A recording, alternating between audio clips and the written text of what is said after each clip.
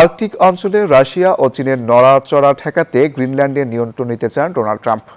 কৌশলগত অবস্থান ও নিরাপত্তার অজুহাতে দ্বীপটি ওয়াশিংটনের কাছে গুরুত্বপূর্ণ।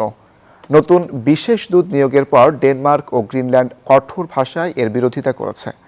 দ্বীপটির স্বাধীনতা ও যুক্তরাষ্ট্রের সামরিক স্বার্থ নিয়ে চলছে নানা আন্তর্জাতিক হিসাব নিকাশ। ইউরোপ থেকে আমেরিকার সংক্ষিপ্ত রুট আর মিসাইল ওয়ার্নিং সিস্টেমের জন্য গ্রিনল্যান্ড যুক্তরাষ্ট্রের কাছে তুরুপের তাস। ডোনাল্ড ট্রাম্পের দাবি, আর্কটিকে রাশিয়া ও চীনের তৎপরতা বাড়ায় খনিজ সম্পদের চেয়ে নিরাপত্তার স্বার্থেই দ্বীপটি তাদের প্রয়োজন। যদিও পিটুফিকে আগে থেকেই মার্কিন বিমান ঘাঁটি ও রাডার স্টেশন রয়েছে। জাতীয় নিরাপত্তার স্বার্থে আমাদের গ্রিনল্যান্ড প্রয়োজন। ডেনমার্কের উচিত এটা ছেড়ে দেওয়া। মুক্ত বিশ্বের সুরক্ষার জন্য আমাদের এটা দরকার।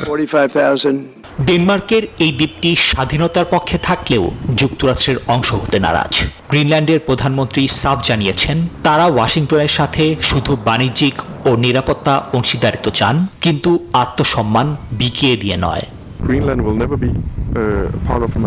গ্রিনল্যান্ড কখনোই যুক্তরাষ্ট্রের অংশ হবে না। আমরা নিরাপত্তা ও বাণিজ্যে শক্তিশালী পার্টনারশিপ চাই, তবে আমরা বিক্রির কোনো পণ্য নই।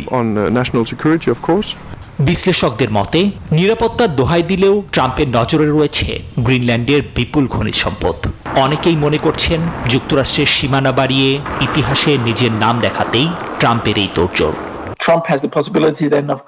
সম্ভবত ট্রাম্পের মাথায় এমন চিন্তা আছে যে যুক্তরাষ্ট্রের সীমানা বিস্তারকারী প্রেসিডেন্ট হিসেবে তিনি ইতিহাসে নাম লেখাতে চান। তবে ডেনমার্ক বা গ্রিনল্যান্ড কেউই চায় না যে এটি ট্রাম্পের প্রধান উদ্দেশ্য হোক। তবে ডেনিশ সরকার হুঁশিয়ার করেছে, ন্যাটো মিত্রের ওপর এমন জবরদস্তি জোটের অস্তিত্বকেই সংকটে ফেলবে। তাই ভূ রাজনীতিতে গ্রিনল্যান্ড এখন বড় এক দাবার গুটি। নিবির আমিন, নিউজ 24।